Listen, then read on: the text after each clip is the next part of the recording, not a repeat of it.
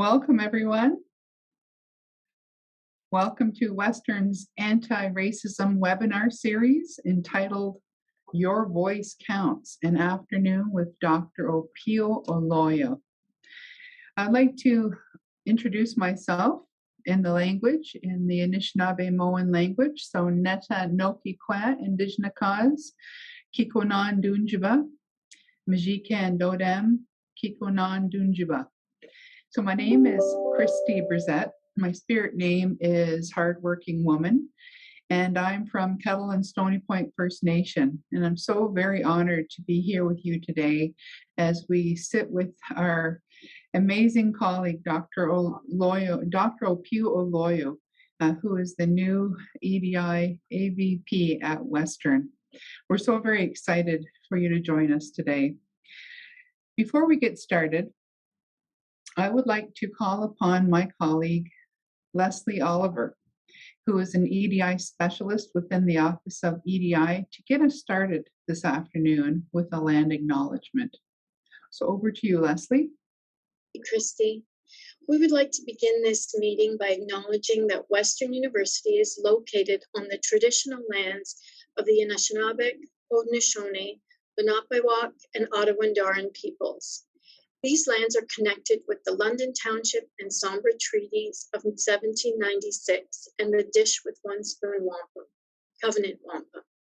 With this, we respect the long-standing relationships that Indigenous nations have with this land, as they are the original caretakers. We acknowledge historical and enduring injustices that Indigenous peoples such as First Nations, Métis, and Inuit endure in Canada. And we accept responsibilities as a public institution to contribute towards revealing and correcting miseducation, as well as renewing respectful relationships with Indigenous communities through our teaching, research, and community service. Chimigwech for that, Leslie. It's always very important to start in a good way, acknowledging where we're at, acknowledging how we got to be here. And part of that acknowledgement is also a process of acknowledging and being aware of who is not here and whose voices we're not hearing. So I would just like to start today by saying, as part of a commitment to advancing the conversation on promising practices for equity, diversity, inclusion, and decolonization, we have today's series. And here we are pleased to welcome the social justice and human rights advocate, Dr. Opiyo Oloya, to share his vision for us in terms of leading change at Western University and within the Canadian post-secondary education system. Today, in this discussion, we'll be drawing upon Dr. Opiyo's lived experiences and also his knowledge as an award-winning school board administrator. Today, Dr. Oloya, he will address the importance of listening to voices, all voices, and listening to all stories in our communities with the common goal towards the attainment of equity, diversity, inclusion, and decolonization. So I'm very, very happy to be joining you today in my supportive role. My role is the Vice Provost and Associate Vice President for Indigenous Initiatives at Western. And I collaborate very closely with colleagues in the EDI office and all of the staff here. And I wanted to take a moment to share a little bit about how I've come to know Dr. Opiyo Oloya. When he first joined, he reached out to me. I believe I was one of the first people here at Western who he connected with. And I could really tell that he had a great heart, such a pure heart for change and a love for people. And when I first met him, my inclination was to really get started, get planning. What were we going to do at Western in support of EDID? And he was equally excited. But the first thing he wanted to do is he wanted to just pause on the intricacies of our work and really make time to connect in a good way. He wanted to make sure that the work that he was coming to do would be received well, and it would be respected within the many circles of people who we engage with on a daily basis here at Western. So our plan was to actually, first order of business, to go and meet with Elder Myrna Kiknosway at the Keshuakan territory, and that's a Walpole Island First Nation. And we did that. He and I went, we introduced ourselves to the Elder Kiknosway and talked about the approach to doing this very important work. And I do want to reflect that at that time, Elder Myrna was so very touched. She was just so very pleased and really emotional that the fact that here at Western we now have leadership in two very important roles. So leadership on Indigenous initiatives and also leadership within EDID, really with a goal towards reconciliation. And when the elders give us that affirmation and really give us the go-ahead, the nod of approval to proceed, it meant so very much. And I was so really happy and pleased that my colleague, Dr. Opiyo Oloya, started us off in that good way in connecting with the elders. So for those of you who don't know, I would like to share just a little bit about Opiyo. He is an award-winning school board administrator who came to Canada as a political refugee from Uganda. So he has recently become Western's inaugural Associate Vice President of Equality, Diversity, and Inclusion. He began his career as a teacher, a vice principal, a principal, and superintendent with the York Catholic District School Board. And he was also one of the founders and promoters of Toronto's Afrofest, which is North America's largest celebration of African music and culture.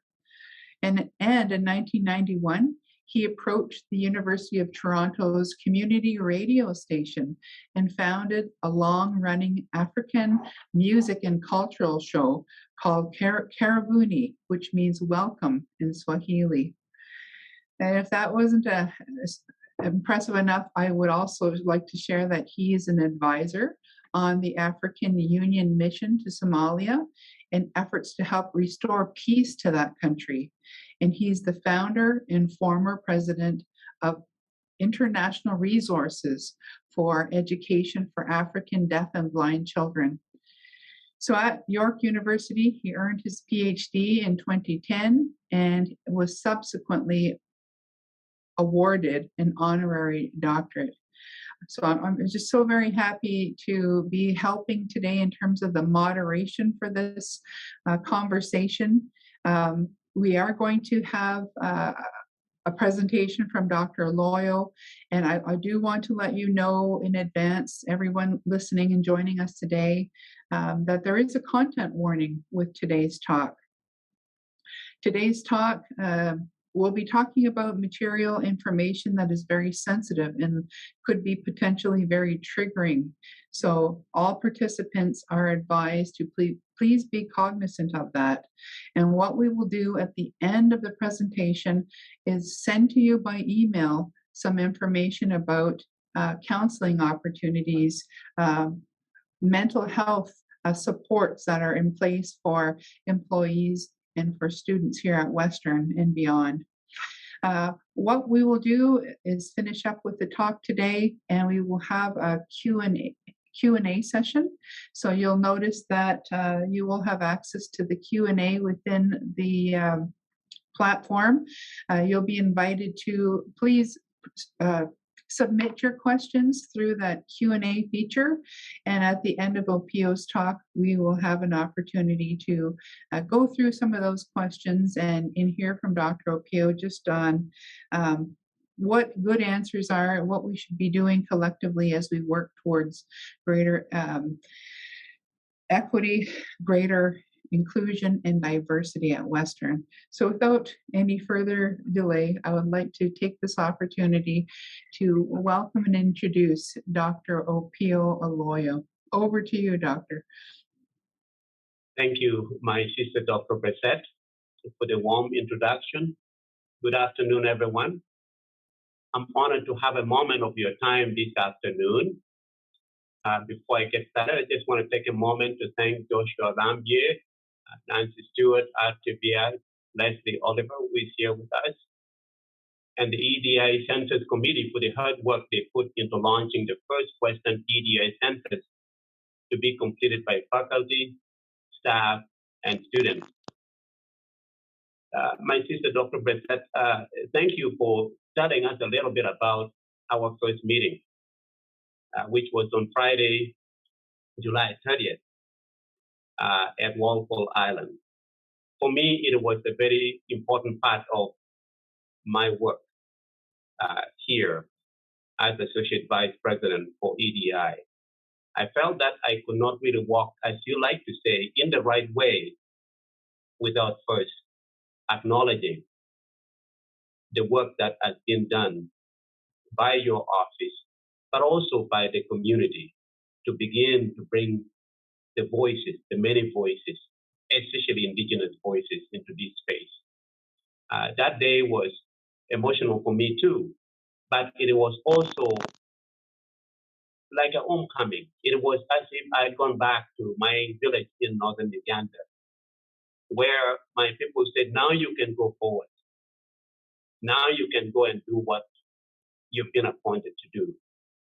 So I am very grateful for that you accepted my request and that you introduced me to Elder Myrna and Elder Brian, and that they accepted us into their home, and that we had a lovely gift of the sacred grass, which we both took turn braiding. And the gift that you braided for me, I have framed it very nicely, and it is here in the EDI office. So anybody, whoever comes here, look out for the sacred grass that Dr. Bressette braided and gifted to me. So thank you for that.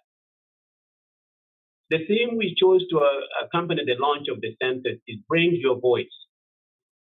It was a very easy theme to choose. This census is foundational. It is deliberately set out to capture for the first time all the voices at Western. The information collected will be anonymized and used to inform our EDI strategic plan. It will help us answer questions such as, who is here at Western? Who are we? But more importantly, what voices do we bring to inform Western equity, diversity, inclusion, and decolonization goals? To illustrate the importance of voice in advancing EDID, I just want to spend this afternoon sharing with you my deep experiences. There were instances in my life when I could use my voice, and there were moments when I could not. There were moments when others could use their voice, could not use their voices, but I could. At such moments, my voice spoke for them.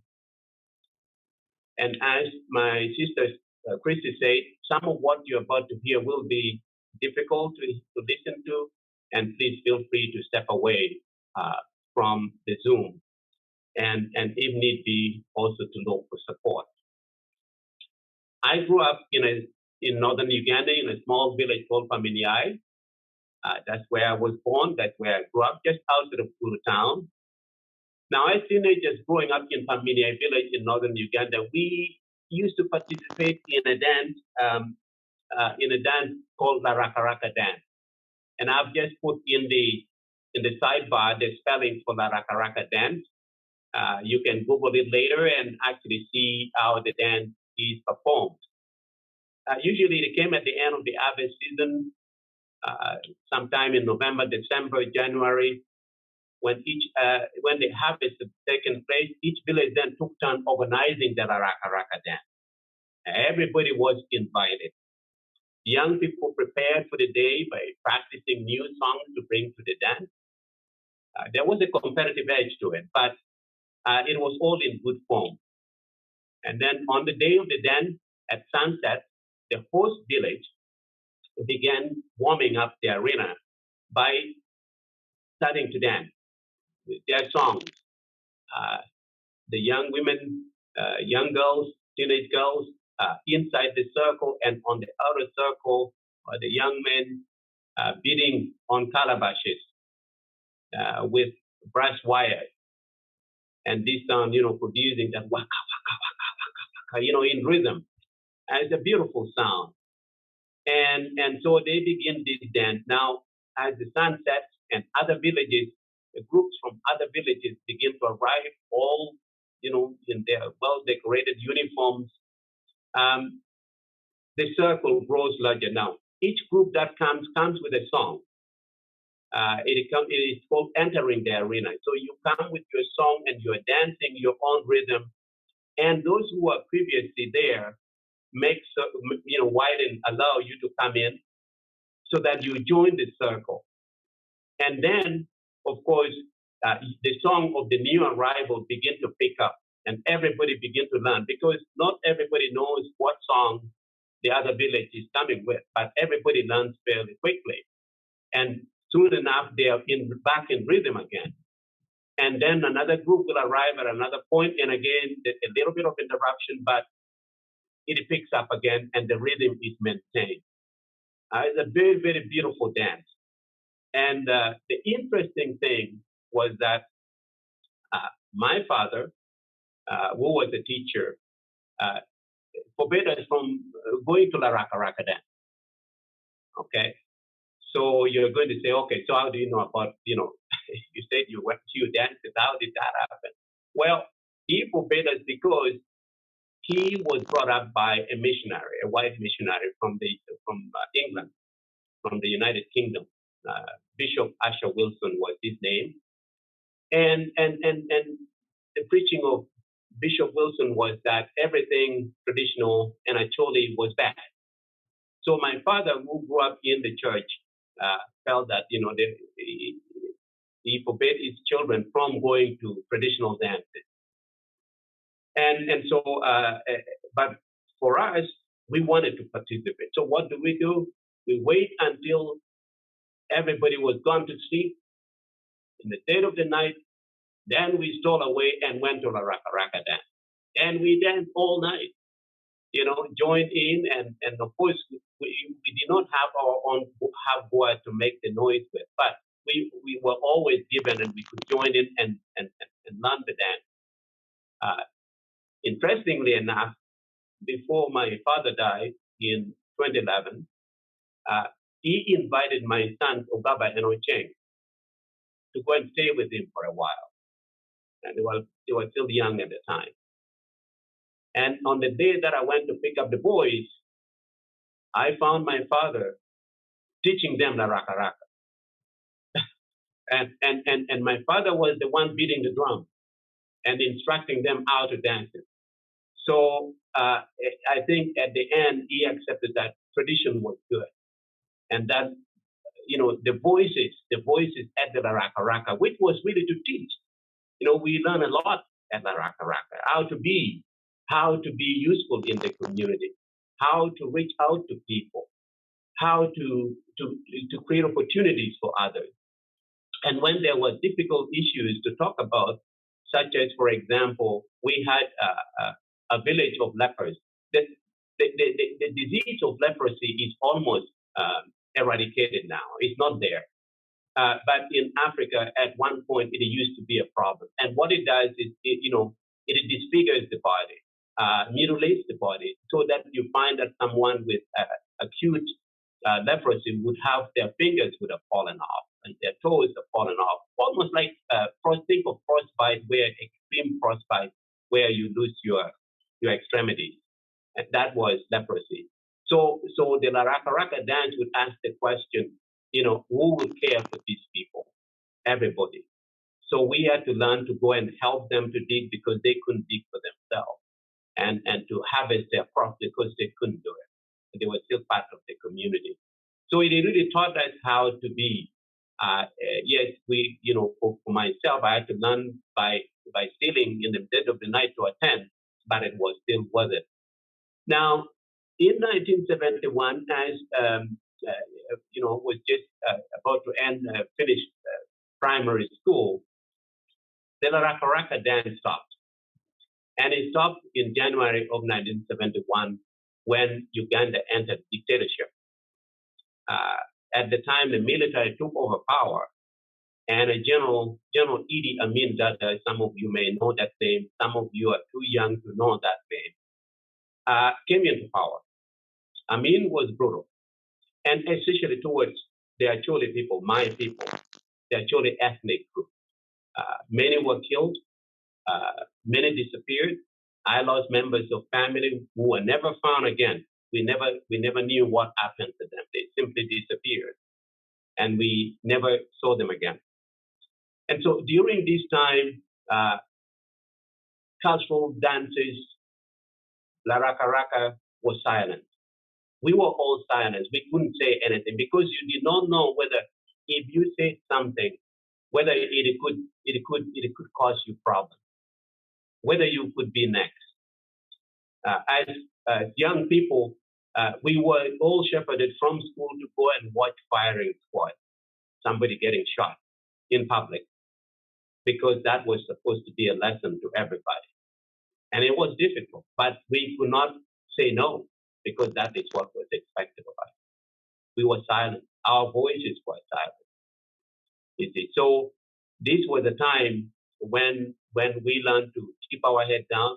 We had hoped that somebody would speak for us, but everybody was afraid. I still recall, but in my particular instance, I like to narrate a story where somebody did speak for me. I now entered secondary school, and I had to travel some distance from Gulu to get to where the school was. So I was on a public bus. I'm a teenager, and sometimes teenagers don't do the right thing. They do stupid things, and what I was doing was stupid. I will tell you right now. Essentially, what it was the bus was very hot, tropical, humid air, and it's very hot inside the bus. So, I thought I could get some cool air a little bit. So I took my feet out of my shoes and hung them out of the bus window, to catch some cool air. Okay, not a smart thing to do, I admit. In any case, the bus is chugging along, long journey, and everybody's kind of dozing off at midday. Then all of a sudden, the bus comes to an abrupt stop, and everybody wonders, like, what is going on? I immediately had the foresight or the instinct that this may have something to do with my feet hanging out there. So I quickly pulled them out back and put them back in my shoe side, the shoelaces, and they sat there. And somebody got out, banged on the bus door, and got into the bus. It was a man in uniform, a soldier, a captain, with his pistol drawn. And he asked the bus driver and the assistant to the bus driver in Kiswahili, Nana anatoa miguu nje, who put their feet out there? And everybody kept quiet. Who had their feet out there? And that pistol is drawn. And he walked right to where I was sitting. But he looked down and he saw that my feet were in my shoes. So he was kind of confused. So he went back to the bus driver. Now, the bus driver happened to be from the right ethnic group, the group that Idi Amin belonged to. So he could not really do anything to the bus driver. But to the assistant, he asked the assistant who had their feet, and the assistant said, I really don't know, sir. I did not see anybody put their feet outside. Of course he did. He knew. He saw me. And so the soldier whacked him in the head, and blood started pouring, and beat him and beat him and beat him. And he said, well, sir, I did not see anybody.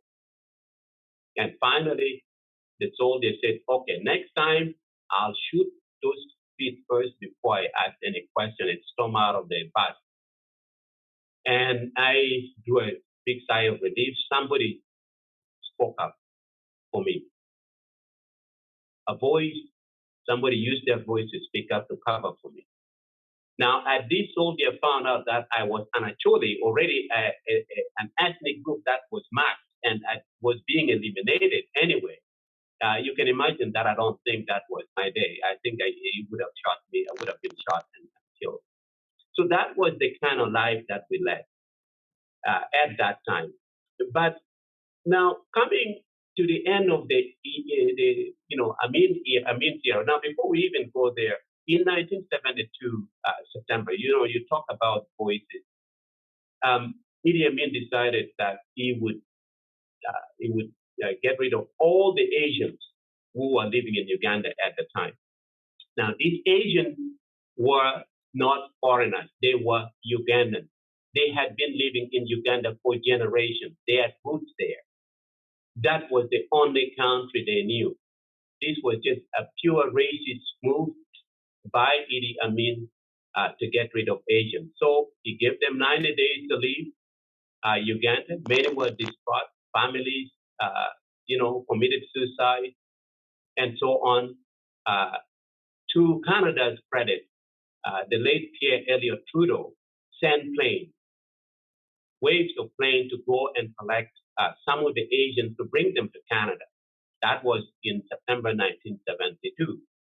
And so, thankfully, many of these Asians came to Canada.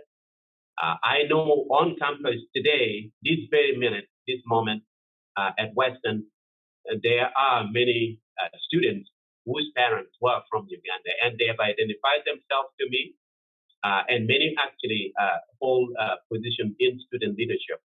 And it is so wonderful to see that in spite of what happened, that these families were able to re-establish themselves in Canada and find a future for their families and their children. So that is good. So, but Idi Amin ruled for 8 years. Now, at the end of the rule, a group of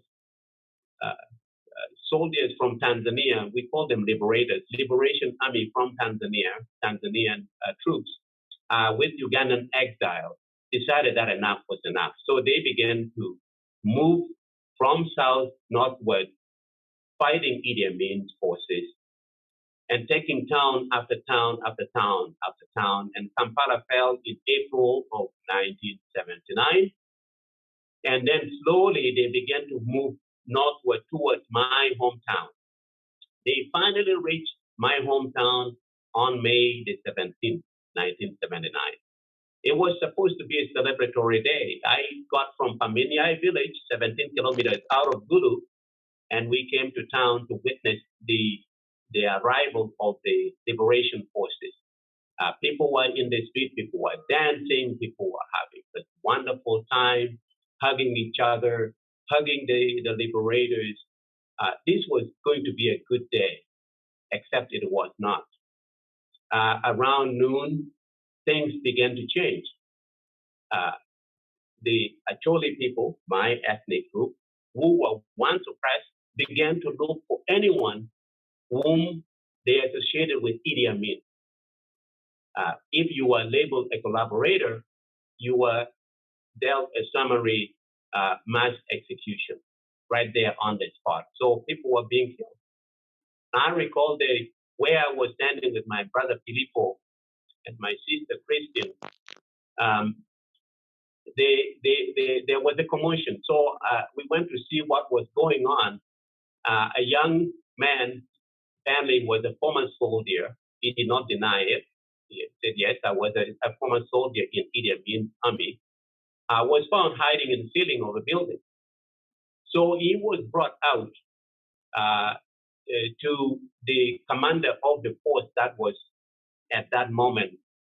That commander was, standing and eating mango, a piece of mango using a Swiss Army knife to eat his mango. So they brought this man to the commander and they said, we found him hiding in the ceiling, and he was a former soldier with Idi Amin. So, so the commander said, well, we will kill him. And so I'm watching all these exchange going on between the people who have captured this man and the man standing there waiting for his fate to be meted out. And so finally, the commander says, pointed to two soldiers, kill him. So the soldiers took this man and lined him up and put their guns ready to hear the word fire. Anyway, this man continued to eat this mango. The commander, the soldiers are ready with their gun to shoot this man, and the man is standing there blinking, waiting to die, except that the order never came. The commander changed his mind and said, Ushiri Mushila, which is don't waste bullets, let the crowd kill him, which was very cool. So this man, the condemned man, seeing that now, he wasn't going to be dying a quick death. Instead, he was going to be killed by the mob, began running. I mean, it was a futile gesture to try to run. Where are you running? How far will you run before you're overtaken by the mob, which happened? And I'm still standing in the same spot and watching all this play out. As somebody cut off the man's legs with a machete, and then someone delivered a blow to his neck, cutting off, severing his head. And I'm still standing watching as vapor, warm vapor, blood rise from this man who is being killed. And beginning to think to myself, where is the justice in all of this? Who speak for people who are condemned and like this? Of course, I could not at that moment. I could not use my voice to try to say, hey, wait a minute, is this what we are supposed to be doing while we are celebrating this wonderful moment of liberation? Our town is free from dictatorship, and now we are killing people. I couldn't say that because the mob could turn on me. Then I could be next. Anyway, I told my brother Filippo, who was younger than me by a couple of years, and my sister Christian. I said, let's go. There's no place for us here. So I took them outside of the town center to a nearby home of a relative, where we regrouped and recounting what we had seen. But while we were sitting there, we hear commotion from a neighboring building. And we went to see what the commotion was. Well, we find one of the liberation soldiers, a young man whom we knew because we went to school with him, but he went to Tanzania and now he's come back as a liberator. We knew him, we called him by name, except that in this case, he had another man, and had a pistol and about to blow off the man's head. So Filippo takes a closer look and says, wait a minute, that is my grade 2 teacher. You can't kill him. Voice. Using your voice. And so our acquaintance, who is the soldier with the pistol, said, really? He was your teacher? And Filippo said, yes, he was a good man. He loved all of us, and he never treated anybody. He was never a collaborator. He never collaborated with anybody. And he's a good man. Yes, he's not an Acholi, but he is a good person. And you should not kill him. He was my teacher. So our acquaintance said, okay, if he was your teacher, you know what? And he said he was a good man, let him go. So they let the man go. So the man scampered to safety. We returned back to the relative's home. And then we hear another commotion. So we ran back towards where the previous incident had occurred, except that this time it was happening at the teacher's home. A group of people, a group of mob, armed with spears and machetes and so on, were at the teacher's house, ransacking the house, except that in this case, there were 2 children.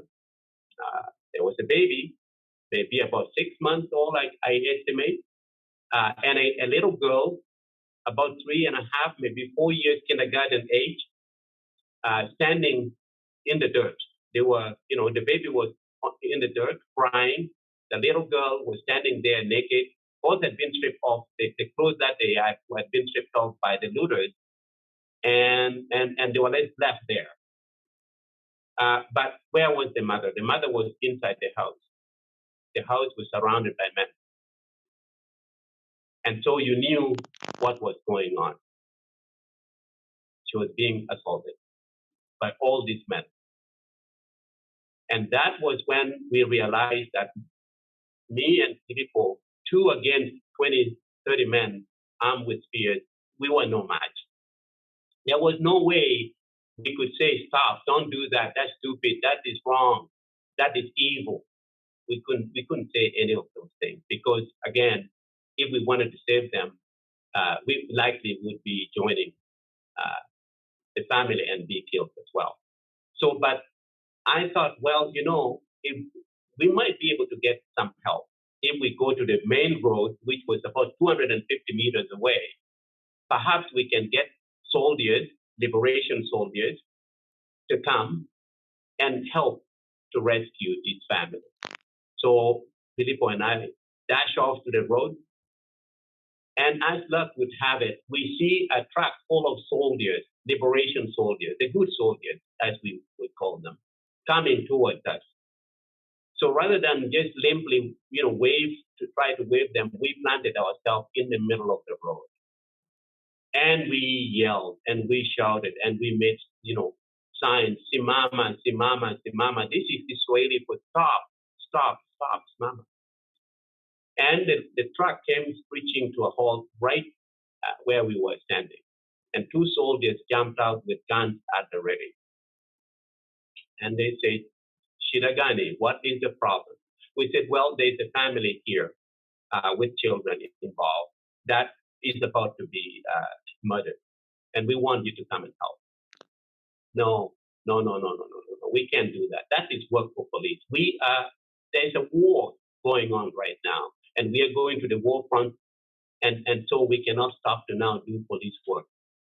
We beg them, sir, there are little children, please come and help. And they refuse.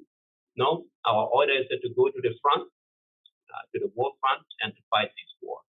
So I realized quickly that this was a futile exercise, asking for help to go and rescue the mother and her 2 children. So I told the soldiers, okay, you can go to fight your war. But before you do that, before you go to fight your war, I want you to run over me with the truck. Kill me. Because then I don't have to live with the memory that I was unable to save this mother and her 2 children. Kill me. So I lay down in front of at the wheel, and Filippo did the same thing. We're waiting to be run over. And it was at that point that a more senior officer jumped off the truck and said, okay, since these young people seem to be very determined about this family, go totally telling the 2 soldiers, go with them and see what is going on. And so the soldiers came with us. We ran back to the compound. And I remember Filippo saying to the soldiers, fire in the air, shoot in the air. And sure enough, the soldiers responded by firing in the air. And that stopped everything. The looters, the men who were assaulting the mother stopped, and they ran away. They began scattering in different directions. We entered the house, and we found the mother. She was still alive, thankfully. There was nothing in the house to cover her because everything had been looted.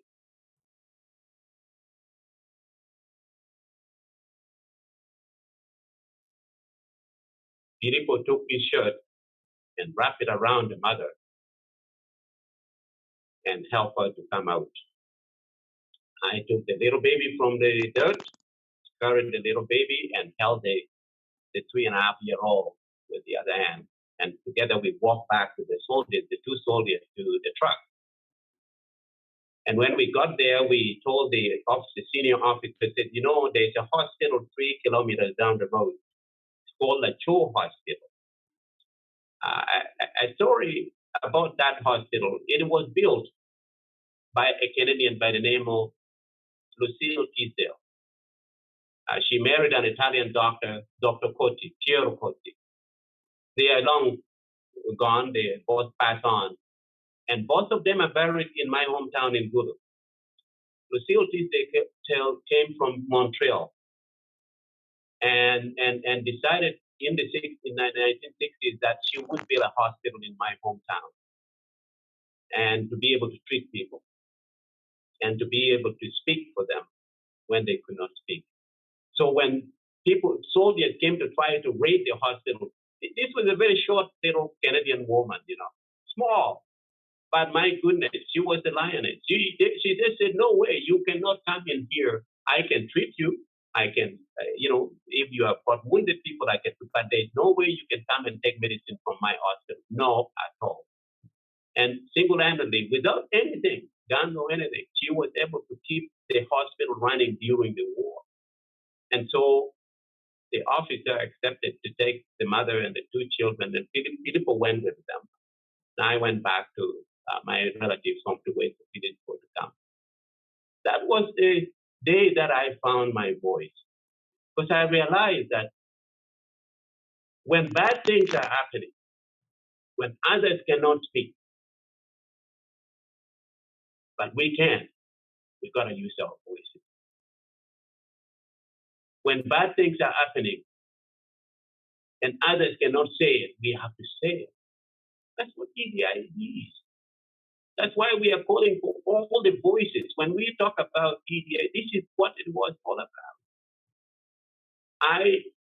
4 months after that incident, I entered Makerere University as a freshman for at Makerere University, one of the oldest universities in Africa. And at Makerere, I took political science. But one tradition that I really liked, the tradition of political activism, that the Makerere students were very active. They spoke out. And they had this tradition of wearing red gowns. Here at Western, we have the purple. People wear purple. There was a red gown. Now, the red gown was not for ceremonial, occasion like graduation. No.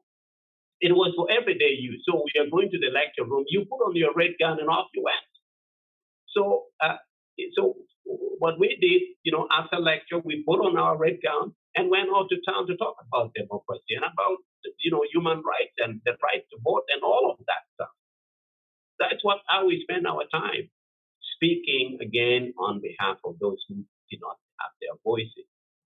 And that work was very dangerous, extremely, because there were still vestiges that carried on from the time of Idi Amin that said that if you want democracy, then you are the enemy of certain cliques of people who wanted to hold on to power.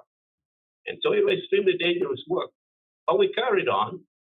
We went beyond Kampala City, where Makerere is located. It's in the central city in Kampala, and went to villages, to other places outside.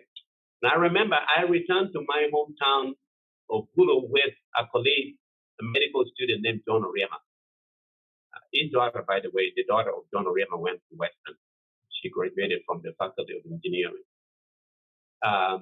last year. Anyhow, so we went to my hometown of Gulu to talk about democracy and about voices and so on. And there were groups of people who did not like us being there. And I remember at one point, one afternoon, a group of young people, threw stones at us while we were riding. I was riding on a motorbike. John Oriema was at the back. But we escaped. News went home that to my parents that I had been killed. And so from Paminiai, they walked to Gulu town to come and collect my body, except that I wasn't there. We had escaped through the night to return to the capital city, to Makerere University, because we knew it was safer to be on campus. Unfortunately, as the sun rose the following morning, we had been traveling through the night. I was driving, John Oriema beside me. We had a puncture, so we had to stop. We didn't have money. We had to rely on Good Samaritan to repair the tire, and then we were given breakfast by well-wishers because they knew we were from Makero University. We had the red gown. That helped to identify who we were. Anyhow, we began our trip again, except that by this time our pursuers had caught up with us. I could see in the rear view mirror a black Honda Civic, metallic black Honda, rather blue Honda Civic following me. And at some point it overtook us, came in front, forced us to stop, and soldiers jumped out. So we were ordered at gunpoint to step out of the vehicle. Please sit down. So we sat down in the dirt, and the soldiers began to beat us because we were promoting democracy, and they didn't like that. Remember, these are not mean soldiers. The mean soldiers are long gone. These are supposedly the new liberators. They're turning to be vicious. And so I thought, okay, well, it happened to be a bad spot in the sense that this was in a marshy area near a river. This is where Amin used to throw dead bodies. So I figured, well, once they beat us, they will shoot us, bayonet us, and throw us in the bushes, in the river. So just the beating continued for about 10 minutes, blood pouring from my head, from Mariama's, from John's head. It was a difficult moment. But just when we thought, okay, they are going to kill us, someone came out of the vehicle, the blue Civic, Honda Civic. Was a lady, tall lady. That's all I remember about her. And she said, okay, that's enough beating. Let's go. And just like that, they went back into their Honda Civic and they drove away. So I asked John, I said, are you still alive? And he said, yeah. Are you? I said, yeah, I'm still alive. Okay, well, let's carry on. Blood everywhere. And so we arrived in the capital city. We thought we should report to the police, and then we laughed at the idea of reporting the army to the police, like soldiers. So what will the police do to the soldiers? We thought about it, we laughed at it, even though we were badly hurt. And instead we went to the hospital to be treated. That was when we decided that it was too dangerous, and we stayed on campus at Makere now to support other students, to speak when others did not have voice, to be able to organize ourselves as the collective.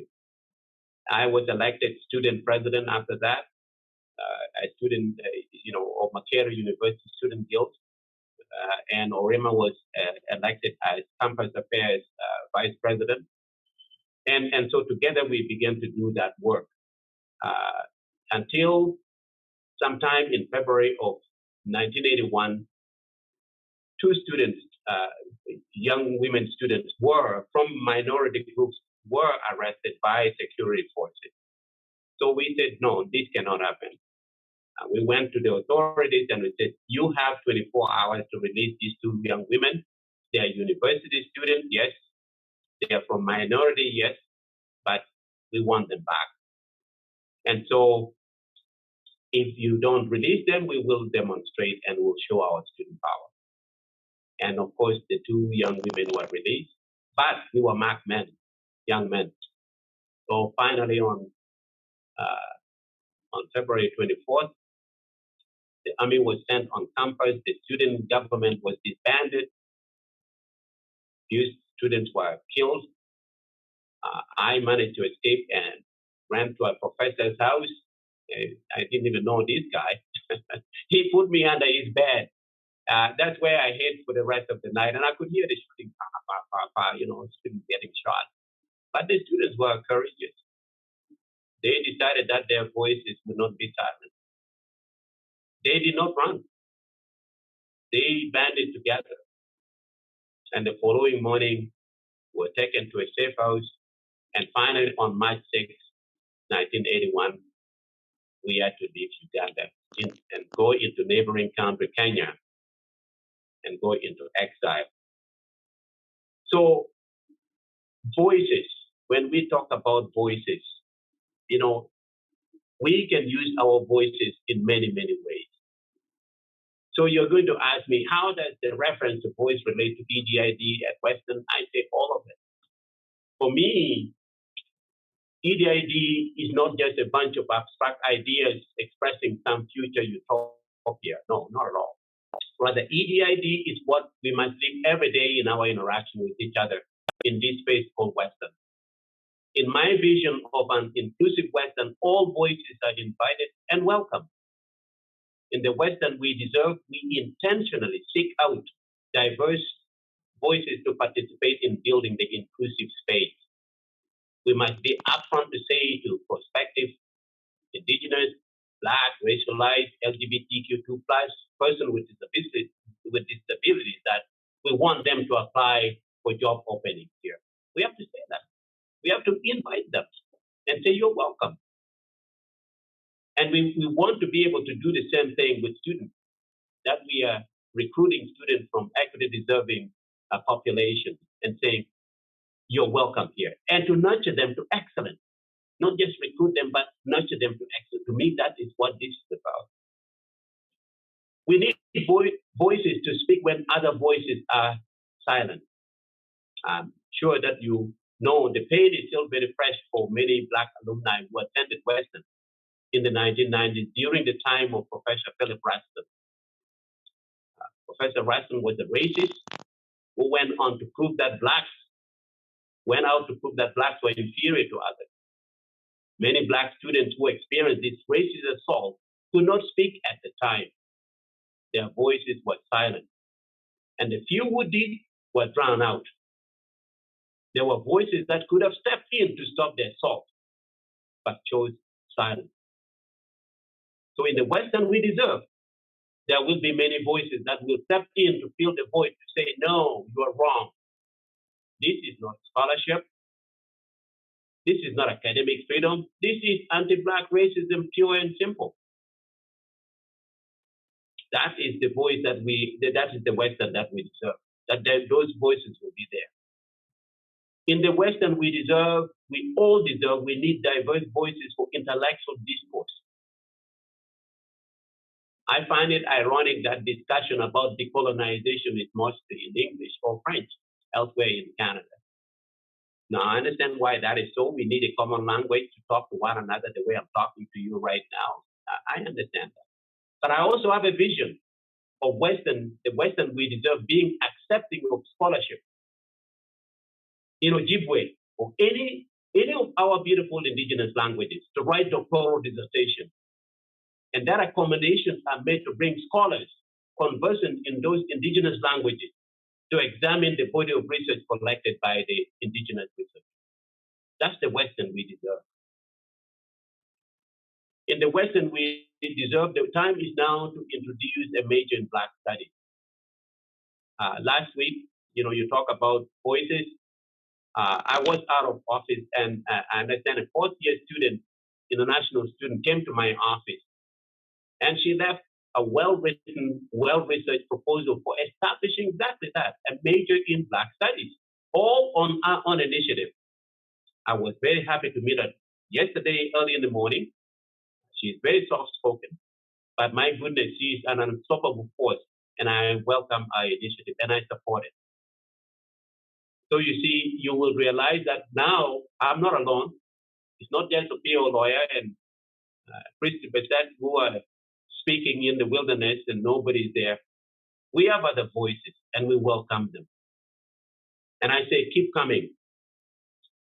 In the Western we all deserve, there must be space for voices demanding for systemic change. This is the moment voices at the forefront of EDID to inform us of policies that are oppressive, antiquated, that no longer serve a diverse community. These voices need to be heard as they propose policy changes to ensure inclusion in all aspects of life here on campus. In the Western that we all deserve, there is space for voices for social action, voices for protest to signal what is no longer working. 2 weeks ago, there was a walkout, I attended it, against gender-based sexual violence, and we heard many voices. They were difficult to listen to because the stories they told were heartbreaking.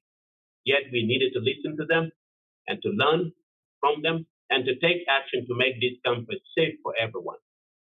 Now, I will admit, given now what you know about what I went through trying to save that woman and two children, that I felt a tinge of pride to see these young women speak during the walkout. Yes, it was difficult. The topic they were dealing with was difficult. But that sense of pride was to know that their voices were not silent. They were speaking. That to me is hope. Right there, that is hope. That their voices can be heard. And that collectively we can begin to find the courage to take action to make sure that we get rid of, that there is no gender-based sexual violence. In the Western, we all deserve, there will be voices for celebration from different cultures and traditions that, will be cherished. I like to see, the powwow dance here, as well as the Raka Raka dance. And where faith-related celebrations such as Diwali or Rosh Hashanah or Ramadan are highlighted and are supported. And if the rest of campus is invited, that we respectfully join to learn from those cultures and traditions. So in the Western, we have to be open and respectful to different experiences, willing to learn, and when invited to enjoy. The Western we deserve is tolerant, accepting, and inclusive. That's the vision of the Western we deserve. And so I invite you all to walk along with me and my sister Christy to change this campus for the better. Bring your voice. Be blessed always in everything you do. Thank you for this afternoon.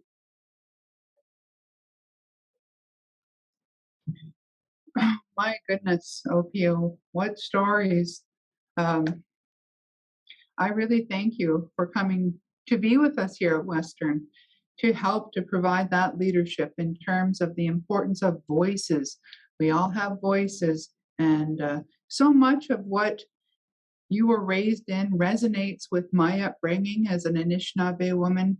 I too learned that we all have a voice. We are all gifts. We are all have a purpose to live out in the gift of life. So much of what you had talked about in your experience resonates with myself. I too recall being raised with strong influences from the church, and many of our family members were not allowed to be part of ceremony and dance. And it was only until later that we had that restored. And I think it's really important that we recognize how colonization has impacted people, how it has taken voice away from people. I really appreciate your stories, and just acknowledge the courage it took for you to find your voice, to be willing to even lay your own life down for others. Not all of us have to face those kinds of very serious situations where we're asked to lay down our life, but in your situation, you certainly did. And I believe that those actions have led you to be where you are now and who you are today, to be able to encourage others to stand up and to safeguard the voices of all of us around us, especially those who are marginalized, those who don't have a loud voice, and those who can't speak for themselves. Thank you so much for sharing from your heart, and for sharing with us what has motivated you. We really appreciate your sharing today. I'm taking a look in the chat here, and there are many great questions. The first thing I will reiterate for folks is that indeed, if people are in need of any kind of mental health supports, you can call the following number and make arrangements for trained mental health counseling. And that number is 519-661-3030. I know the things that we have talked about today are really difficult to hear, and we by no means want anybody to be walking around trying to contend with that. So this information will also be shared with you after the talk today. I just would like to read a couple of questions here, and Opiyo, perhaps you have some thoughts and would like to respond to these questions. Here's one question here. The question is, do you plan to work with peers in similar roles to your own at other universities and colleges in Canada? And I believe that question comes from the fact that you have so much to share. Your experiences and your perspective will be of great benefit to many others. So could you answer that question, please? Thank you. Thank you for that question, and thank you, Dr. Brissett. Yes, I think this work of EDID is work that requires us to be working together as a collective, not only here at Western, but across Canada, working with peers, like-minded peers who are doing similar work. In fact, I believe tomorrow, at some point, I will be talking with my counterpart at Laurier University, Dr. Barrington Walker, and to learn from him, because he's been at this work a bit longer than I have, and so I want to be able to tap into his experiences and begin to see, what are some of the insights he could provide for me to guide me along the way. So yes, and alongside that, I was fortunate that I got a long list of others who are doing similar work elsewhere, and so I've been reaching out, and to me that is the only way we can learn from each other, share our stories of successes, and even difficult questions. You need people whom you can rely on. But I just want to emphasize that for me, the closest ally that I have with me right now is Dr. Brissett and the Office of Indigenous Initiative. They are only 100 meters from me. If I need to talk about some difficult issue, all I need to do is walk over and knock on the door and say, okay, Christy, this is what is going on. Can you help me out here? But all across campus, I should say, though, in the last 4 weeks that I've been here, there has been tremendous support, and not only from the Office of the Indigenous Initiative, but right across campus. People have emailed me, met me, taking me out for lunch, including from the USC, the University Student Council. They have been very generous with their time, so I'm very grateful. Thank you very much for your reflections on that, Opiyo. There are many really affirming comments in the Q&A feature, just affirming your message today. So many people are so very appreciative of your leadership and you coming to help lead EDID initiatives here at Western. One particular question here I'd like to focus on is a question that asks about how can we encourage our community to learn from these brutal acts, these brutal stories that you had shared with us, and implore the city, implore London, the Western community, people across Canada, to really advocate for others. For example, advocating for murdered and missing Indigenous women and girls. How can we advocate for others here locally in London and across the country? Thank you for that. That's a great question. I think that the sharing of stories is important. It wasn't easy for me to decide to talk about what I did talk about today. Mm-hmm. And I will tell you that today was probably a better day, because oftentimes I'm unable to continue with the story, especially regarding the woman and her two children. That's a difficult story for me every time. But today I fared a little bit better than most days. But telling our stories, and we heard on September 30th, the Office of Indigenous Initiative brought for us PhD student Cody, I believe from Laurier University. Cody Grote. Sorry? Cody Grote. Yes.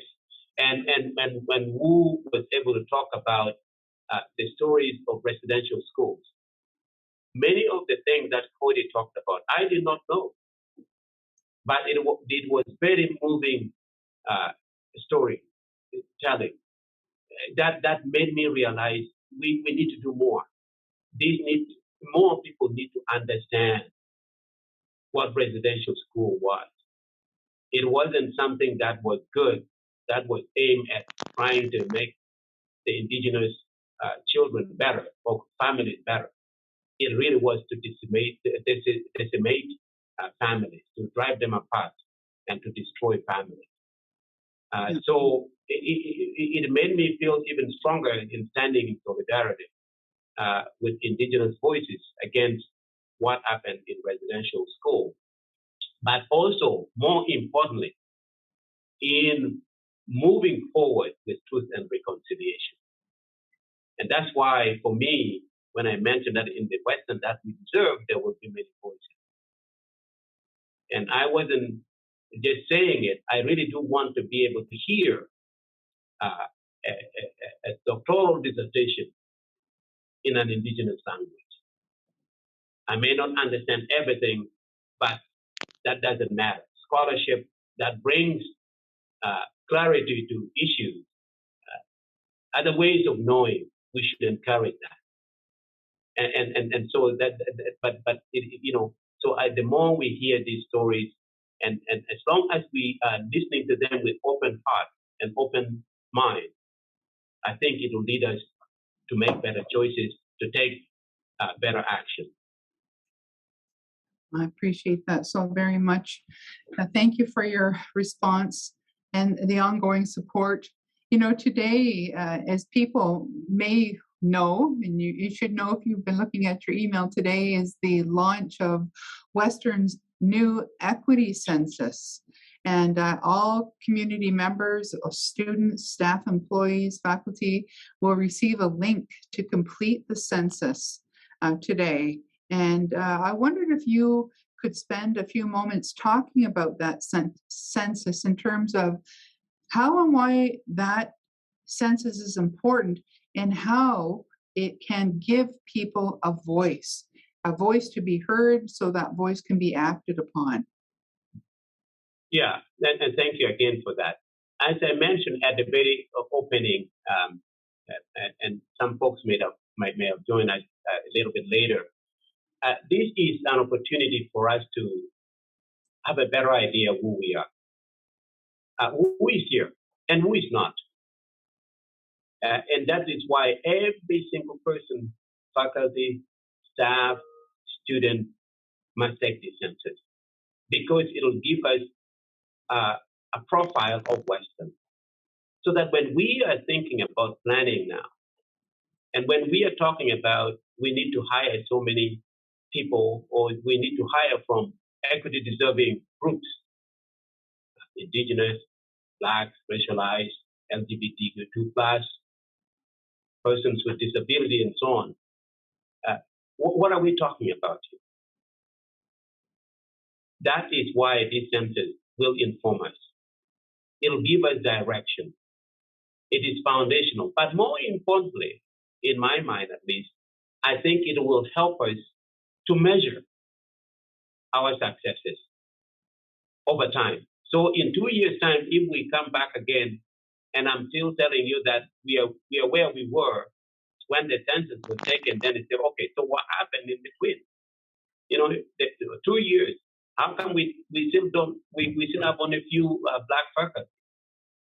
How come we are still relying on one or two people, in the indigenous,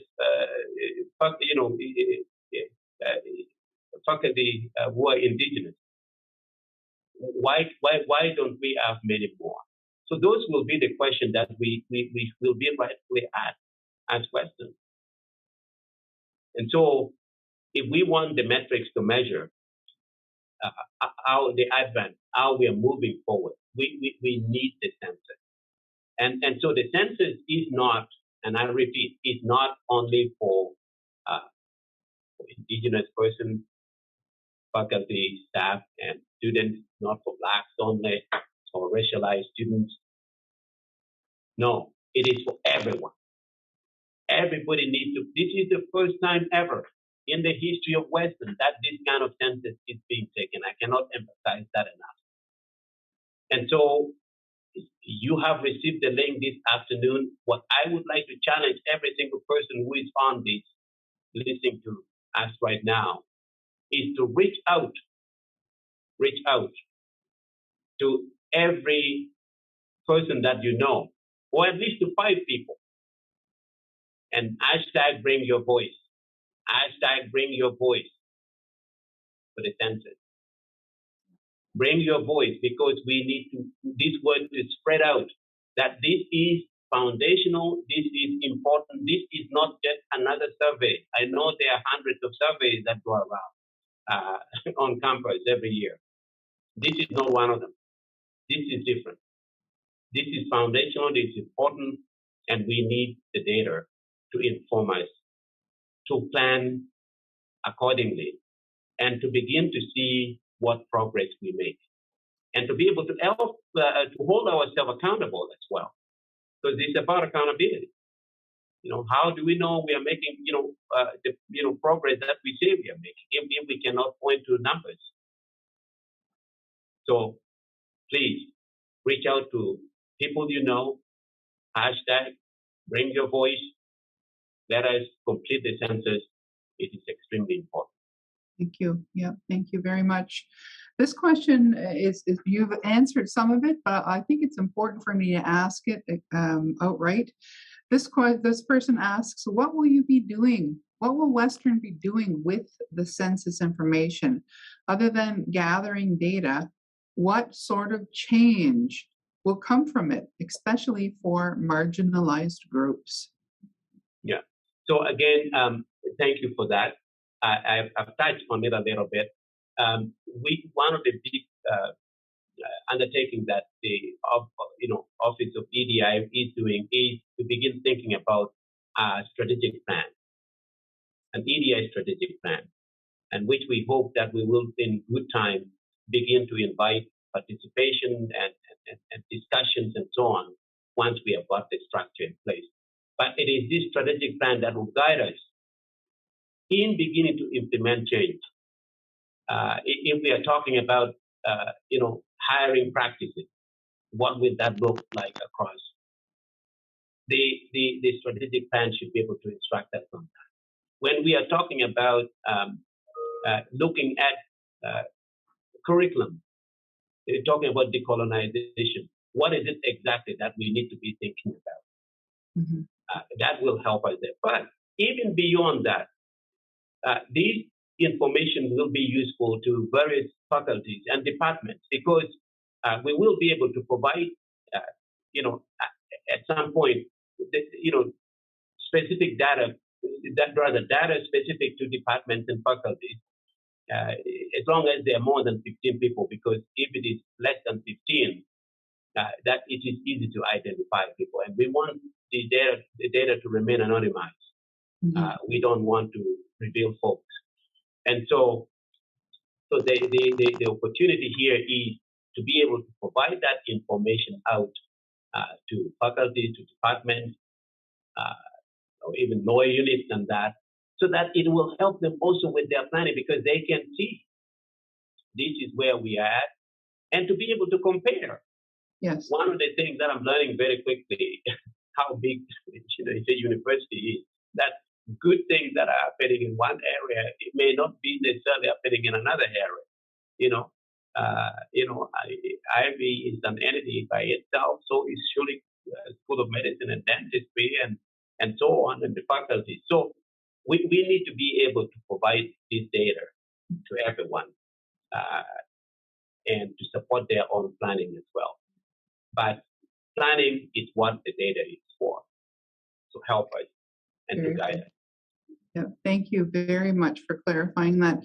And this data, this information will help everybody here at Western.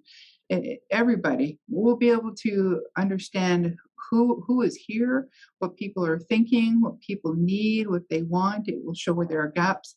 It is very important to know who is here. Just like the title of this event is have your voice count. Have your voice count and be heard. This work, it comes at a cost. It's important work. It needs to be done. But I'm reflecting on another comment here from a participant, Opiyo, and this person talks about how this type of work often comes at a cost. Oftentimes, volunteers and through the free labor of racialized people. And with this volunteer, comes a sacrifice of people's time and energy, and they often meet resistance, especially within institutions that yet need to be decolonized. And the question is, how can we plan to support those who want to take this work up? Oftentimes it will be racialized individuals. How can we support people? So that's not the case all the time. We don't always have this being the Indigenous people or racialized people, equity deserving people who are expected to lead and build initiatives forward. No, you know what? That is a very good question. And I think you just put your finger right on it there, Dr. Prasad, that this work is not only for Indigenous persons, Black, racialized, and so on. No, it is for everyone. Because it is only by using our collective voices can we begin to make change. Now, somebody may say, you know what, I'm white and I'm afraid of making mistakes. My answer is, it's okay. We are all learning this. And yes, mistakes can be corrected. What cannot be corrected is if you choose to do nothing. I can't correct that. I cannot correct that. So I would rather that you are open to participate, to help, to move things along. That's why I said, there will be moments when my voice will not be there. I hope that somebody else will be able to say, you know what, I will speak on behalf of Opiyo on this one. And it is through our collective action that we can begin to move things along. It is not just for equity deserving groups that this work fall upon, because it is tiring. It's a lot of work. The other day I happened to go to the Sorgin Hall, where Black and racialized students had gathered for their first meeting. And I was very happy to see that there was leadership, they were eager, there were about 30 to 40 students there, and they were sharing ideas. And I want them to, I want to see that. They had a lot of energy, and it made me very proud to see that, yes, young Black and racialized students are organizing themselves and they're showing keen leadership. But we gotta support them. This is not their work alone. This is the work for all of us. And in that way, we can begin to move the goalposts. If we leave it to Black faculty or Indigenous faculty to carry on the work of supporting Black students alone, that is not going to work, because they too they will be burnt out. This is work for everybody. Yep, exactly. I can really resonate with the approaches you're thinking to how to make transformation at Western, and it comes down to our environment, creating a supportive environment for people, a safe space where people can feel free to share, people can have the supports that they need. I know within the Office of Indigenous Initiatives, work is underway to create formal curriculum that will support people in knowing other people's perspectives, the Indigenous voice, Indigenous perspectives. And I'm very cognizant that we need supports in place here at Western for everybody, so that people can learn through the curriculum, so people can see others in faculty positions. They can see diversity and perspectives that come forward from leadership.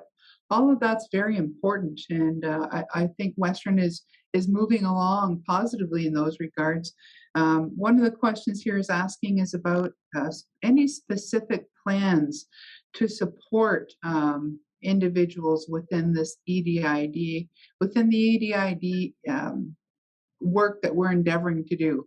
What kind of specific supports do you envision that we need or will be provided to everyone at Western to help us move forward in this regard? Yeah, thank you for that.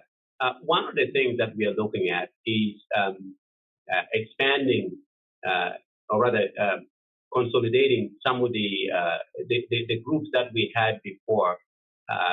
Dr. Nicole Kaniki did a lot of very good work, and I'd like to mention that publicly because she's no longer with us. She's been stolen from us by another university, but she did a lot of tremendous work with the EDI network. And that brought a lot of people together. But what we are trying to do now is see if we can have what I call Western EDI Central, where we will have a tighter group of people that can share information, make recommendations that can be moved forward, but also still be able to report back to the larger group. And that way, it is not simply meeting to share information, but also to be able to make recommendations. A smaller group that of about 20 from the faculties, from the schools, from the Office of Indigenous Initiative, and that tighter group being able to make recommendations that can move forward a little bit quicker. But I'd like to acknowledge what Dr. Kaniki did here. Tremendous work. So thank you for that. Okay. I hope you're still good to answer a few more questions, Opiyo. It's Yes. Such a great opportunity to have this time to sit with you in the afternoon. I know we can't get to all the questions today, but we're planting these seeds and we're giving people support and encouragement and momentum and truth. And we plant seeds that will one day soon pop up and grow and continue to propagate that cycle. I'm just looking at the many good questions that we have from the audience today. Another question here is asking about what some of the immediate projects that the EDID office might be thinking about implementing now or in the immediate future. Yes, there are a number of things that we are thinking about. One of the areas that we been asked is around training. Training, whether it is training to do with Islamophobia, to recognize what it is, anti-Semitism, anti-Black racism. This is training that whose time is here and now, and we are in the process of hiring an EDI specialist that can help us to focus us and to begin to create this module so that we can put it out for faculty, for staff, and especially for students. So that is one of the immediate initiatives that we are working on. We are working also with the senior leaders to begin to look at the question around hiring generally. Again, this is a big area, a big university. But how do we collect information? For example, how do we know? How do we know that equity deserving persons are applying or not applying if we don't ask the question? This is a very important issue for me because hiring is taking place every day. I think we need to be upfront to say that we welcome Indigenous, Black, racialized, LGBTQ2+, and persons with disabilities, just to list everybody that from equity deserving group and be upfront about why we would like them to volunteer, to self-identify in their application. I think this will then allow us to say, for this position, we have got so many applicants from the equity deserving groups. And if we don't, well, then we got to go back. Maybe we are not plugged into the right place to get the applicants from these groups. So we need to be able to go back if we don't have that. You will not convince me, and I like somebody to try to tell me that, for every position opening right now at Western, that we could not find a qualified black applicant. Try to convince me. You will have a hard time or a racialized. So I think the time is here for us to be able to look at that and to be able to begin to see how do we make sure that we are able to attract applicants from the equity deserving groups. We have to work harder, and we can work harder when we know, because we don't see that they are there, and we will not know that they are there if we don't ask up front. But if we are going to ask, we have to be transparent and honest about why we are collecting such information. Exactly. These are very important roles, the leadership roles here at Western. Certainly the EDID, this role, the Vice Provost for Indigenous Initiatives, very demanding roles, and a lot is expected of us and our teams. And the reason I'm mentioning this is because I'm looking at this one question here that I think maybe we'll close on. I'll just read it word for word. It's about being realistic, being very much in support, and getting the kind of help that we need as leaders as we move this work forward. And the question reads, Dr. Oloya, within your new role at Western, we can only begin to understand what pressure you and your team may be under to improve our campus and community. So, in what ways can we, people on campus, can we support you and your team to help alleviate this pressure and make sure your team receives the support, the help, the recognition, and appreciation? I really appreciate that particular question. That just shows me that, we're a community who cares about everyone. We want this initiative to be successful. And that means sometimes asking what can be done to help, what kind of support is needed. So do you have any thoughts on that final question? I think the answer to that question is already lies in some of what you just gave there, Dr. Prasad, which is that realizing that we are a community first and foremost. Because even as members of this community, it is upon us to be able to begin to organize ourselves and to support one another and to create opportunities for others to join our circle, just like in the Lararagata. And so that will support my role. That will support your role, Dr. Prasad. When people are deliberately going out and saying, we are going to build a welcoming space. And certainly, we as EDI office, we can help to coordinate some of those events, some of those gatherings, some of those communities. But I think the initiative has to be grassroots. It has to come from within the body of the university itself. That folks are saying, you know what, I have a group of about 10 people, where maybe it is a reading group, and we learn. We talk about things. We talk about difficult to deal with topics. How do we interact across generational lines? How can we be ourselves? And how can we share? It is in doing that we will begin to see a mushrooming effect, and it will make my work easier. You're right. there is tremendous because, for me and Dr. Brissett and those who are engaged in this work, sometimes, people feel that the solution is going to come from us. But I beg to differ. The solution is going to come from us as the collective. I think we can all work on this together, but let us start from that grassroots. Let us start from that willingness to say, I want to reach out. There are many times I'm walking across campus and I like to do this and I enjoy it. I have to admit, I'm passing a student and I strike a conversation with them.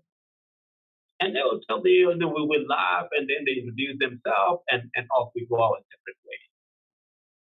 There are many ways in which we can make this campus a welcoming place for everybody.